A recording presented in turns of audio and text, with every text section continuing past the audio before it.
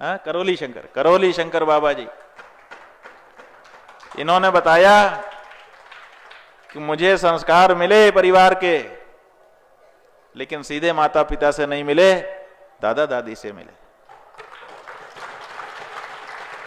ये है परिवार। माता पिता से मिल भी नहीं सकते। क्यों नहीं मिल सकते? क्योंकि जिस समय बच्चा बच्चा होता है उस समय उसके माता पिता युवा होते हैं, और जो युवा हैं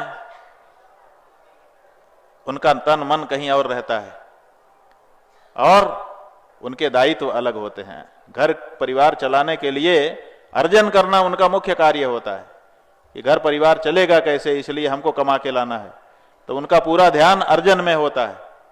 तो वो बच्चे पे कैसे ध्यान दे सकते हैं? और जिनके पास ये दायित्व तो नहीं है, वो दादा दादी अगर घर में हैं तो उनके पास समय ही समय है बच्चे के लिए, और अनुभव ही अनुभव है बच्चे के लिए। इसलिए इन्होंने बिल्कुल सही शब्द का प्रयोग किया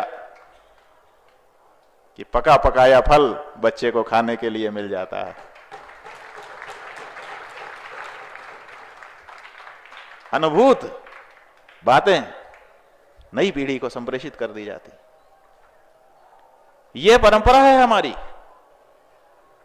आप दक्षिण भारत में चले जाइए, वहां ऐसे परिवार आपको मिलेंगे कि वो अपने इस खजाने को खोल के कभी देख लें, खिड़की भी खोलना नहीं चाहते।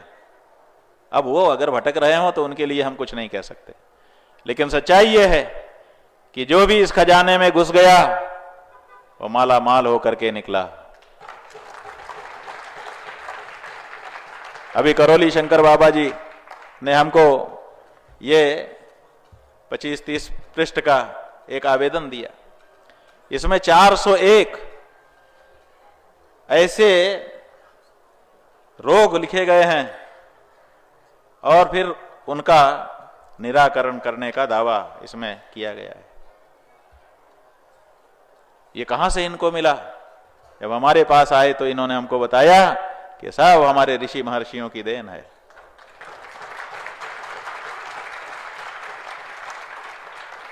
उनसे इनको मिला। क्या इन्हीं को मिलेगा? आप लोगों को नहीं मिल सकता? मिल सबको सकता है। समस्या क्या है? गंगा तो सबके लिए बह रही थी, लेकिन किसी ने कपड़े उतार करके डुबकी लगा ली और कोई किनारे बैठा देखता ही रह गया। इन्होंने खजाना खोल लिया, खोल करके उसमें से मोती चुन लिए अपने अपने काम के। हम और आप कहीं ना कहीं पीछे रह जा रहे हैं। बस ये सब क्यों हो रहा है? परिवार की कमी के कारण हो रहा है। अनुभवी जो आपके शिक्षक थे वो आपके घर में थे, और आप कैम्ब्रिज चले गए, आप जाने कहां कहां चले गए। हम जा करके पढ़ के आएंगे? क्या पढ़ के आए? चिट्ठी लिखना सिखा दिया उन्होंने, टिप्पणी लिखना सिखा दिया उन्होंने, और कुछ नहीं सिखा पाए। इसलिए परिवार को सुरक्षित करिए। अब चूंकि समय हो गया धर्मादेश का, इसलिए बात को यहीं रोक रहे हैं।